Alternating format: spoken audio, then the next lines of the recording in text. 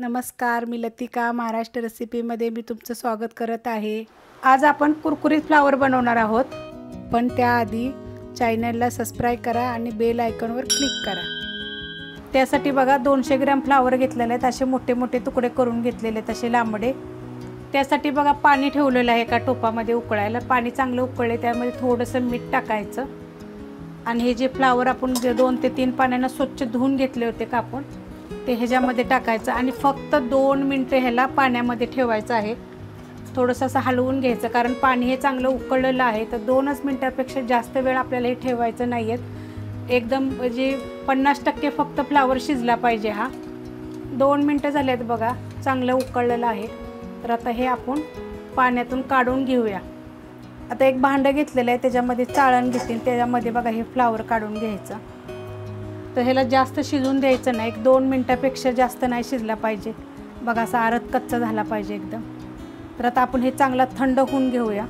एक वाडगं घेतलेलं आहे, तर त्याच्यामध्ये बघा 2 चमचे मैदा घ्यायचा आणि 2 चमचे मकाचं पीठ, दोन्ही सेम प्रमाण घ्यायचं। त्याच्यामध्ये थोडासा खायचा कलर 1 चिमूटभर आहे, 1 चमचा टमाटर सॉस आणि 1 चमचा सोया सॉस, 1 चमचा रेड चिली सॉस। त्याच्यामध्ये आपण थोडीशी कोथिंबीर टाकूया म्हणजे चव जरा छान येईल।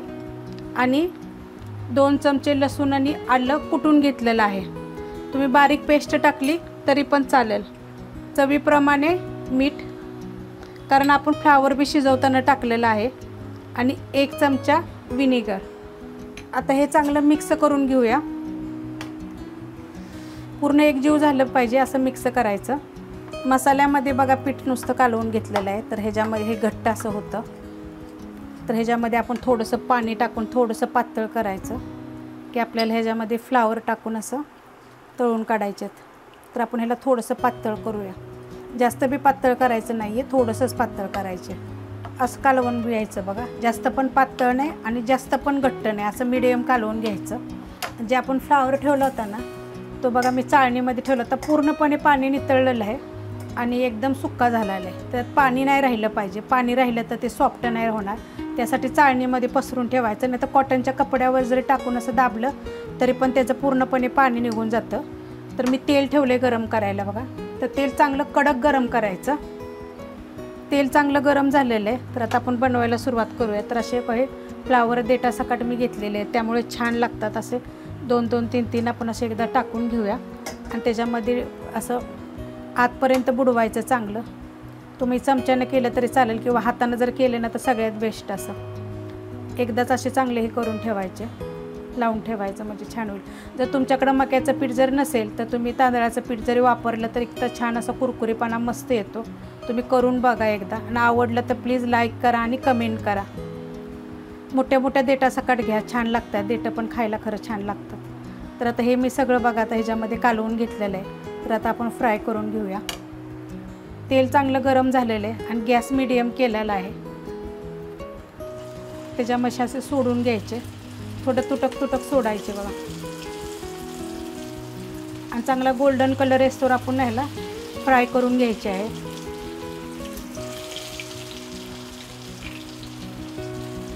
थोडेच टाकून घेते, कारण आपली कढई ना एकदम छोटी आहे। असं हलवायचे बघा, कसा छान असा गोल्डन कलर आलेला आहे। आणि असे चिटकले तरी बघा असे झाऱ्याने किंवा तुम्ही जर उलटानं वापरत असेल ना तर त्यांना असं सोडून घ्यायचे, पण कडक चांगले तळून घ्यायचे बघा, एकदम क्रिस्पी झाले पाहिजे।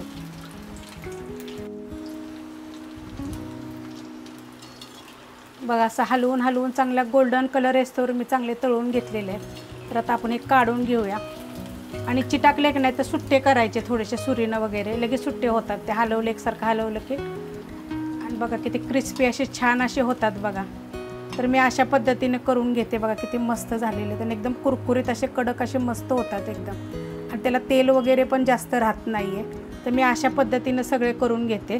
अशा पद्धतीने बघा मी सगळे फ्राय करून घेतलेले, खायला एकदम छान लागतात आणि कुरकुरीत असे होतात। जर ही रेसिपी जर आवडली तर लाईक करा, सबस्क्राईब करा, कमेंट करा आणि शेअर बी करा।